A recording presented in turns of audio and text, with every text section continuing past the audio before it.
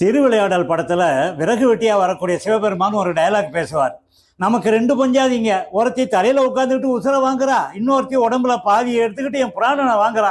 இது சரியான டயலாகா? அந்த காலத்துல கங்கை நதி ஆகாயத்துல தான் ஓடிச்சான். பகீரதன் அப்படிங்கிற ஒரு இளவரசன் கங்கை நதியை ஒரு காரணத்துக்காக பூமிக்கு, அதுவும் பாதாள லோகத்துக்கு வரும்படி கேட்டான்.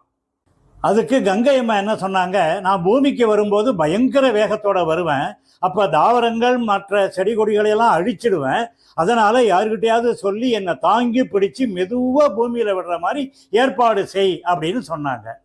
சரின்னு பகீரதன் மகாவிஷ்ணுகிட்ட போய் கேட்டான். மகாவிஷ்ணு, எப்போ கங்கையோட பிரபாகத்தை என்னால் தாங்க முடியாதுப்பா அப்படின்னு மறுத்துட்டார். உடனே பிரம்மா கிட்ட போய் கேட்டா, அவரும் நேராக சிவபெருமான்கிட்ட போய் கேட்டான். சிவன் சொன்னார், நான் என்னோட ஜடாமுடியை ரெண்டு கையாலையும் விரிச்சு தாங்கி பிடிச்சிக்கிறேன்.